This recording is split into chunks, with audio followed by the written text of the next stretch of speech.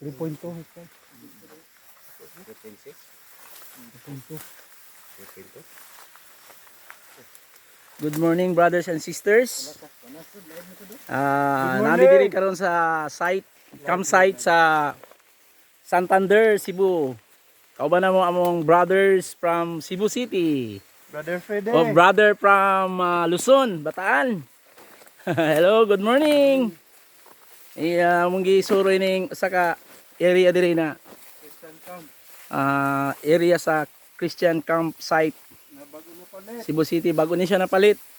This is 3 point, how many Brad? 3.2 hectares. 3.2 hectares. To ano pa? Dagang anaconda din. Murag lasang pa, murag lasang. Brother from Hingog, brother Alan Isyang. Sudan. Okay. Balik namin dito sa site kay manamig tanaw sa sapa. Banakon. Dito ano pamahaw. Kay basin ma-i-witness pamahaw. Wala namin kaunon. Mani ang trail diri. So nindot kayo ni pon maka taga Mindanao, no? Abangan natin ang susunod na kabanata. Someday makapunta tayo dito sa campsite ng Cebu. So sa top na sa mga building.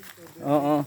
So sa ngayon, mayroong dalawang building dito na itinayo sa pamamagitan ng tulong ng ating mga kapatid sa Mission Builders headed by Director Ed Thomas. Salamat din sa mga kapatid na nag-volunteer, nagtabang sa building. Gabi kayo, nindot kayo. Mamutong daw, kisay mo saka. Kisay mo kat-kat.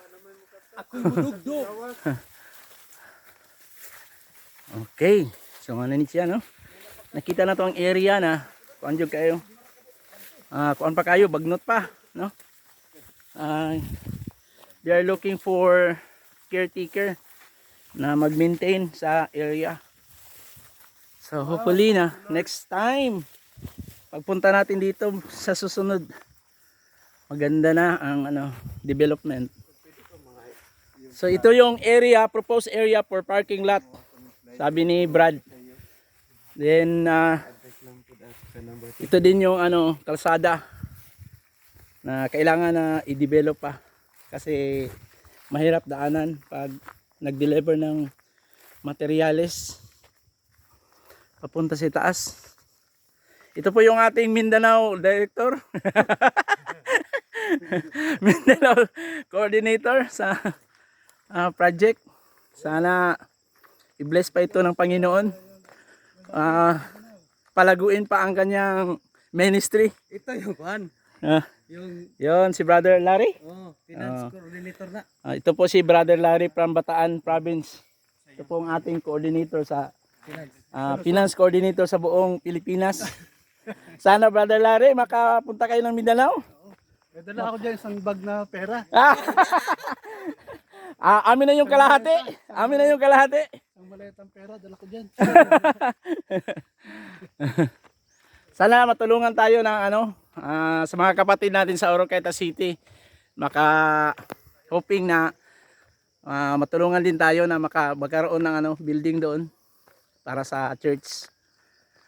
So, yan lang muna and good morning sa lahat po.